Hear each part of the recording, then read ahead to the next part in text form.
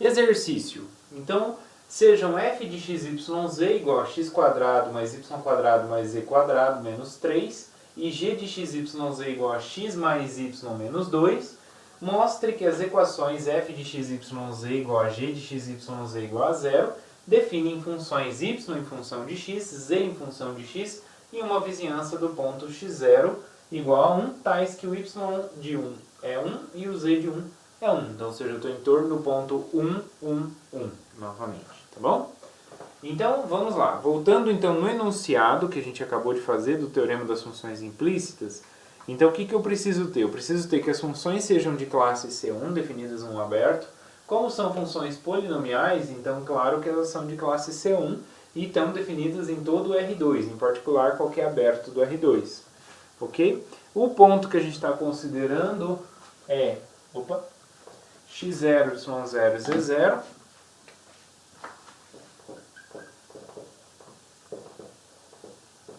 Que é o 1, 1, 1. Então, esse ponto que a gente está considerando, tá?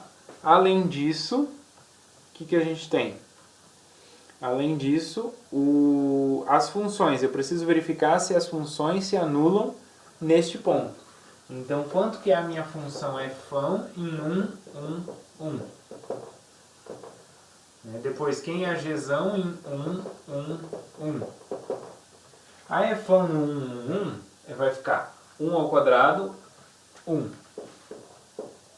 Mais 1 ao quadrado, 1. Mais 1 ao quadrado, 1. Menos 3, isso dá 0. E aqui, 1 mais 1 menos 2 também é 0. Então, satisfaz. Beleza.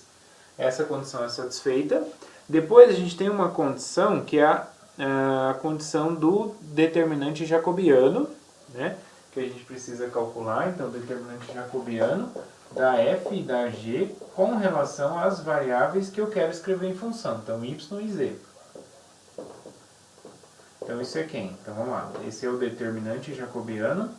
Então, eu vou pegar a derivada da f com relação a y, derivada da g com relação a y, derivada da f com relação a z, derivada da g com relação a y, derivada da g com relação a z. Ok? Então, temos que calcular essas derivadas e analisar no ponto. Então, vamos lá. Derivada da f1 com relação a y vai dar quanto? Então, derivada x² em relação a y, 0. Né? Aqui também 0. A 0 vai ficar só 2y. Derivada da f com relação a z.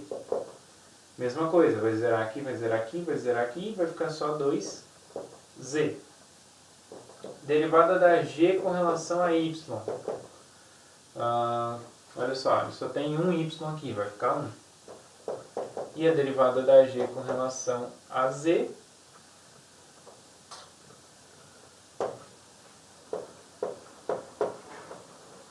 é quanto? Aqui não tem z, então é 0. Ok? Então, olha só, quanto que vai dar no ponto, né? Então, avaliados aqui no ponto. Então, no ponto, 1, 1, 1. Então, aqui avaliado no ponto 1, 1, 1. Quanto que vai dar? Derivada da f em relação a y é 2y. No 1 é 2. Derivada da f com relação a z é 2z. No 1 é 2. Derivada da g com relação a y no 1 é 1. Derivada da g com relação a z no 1 é 0.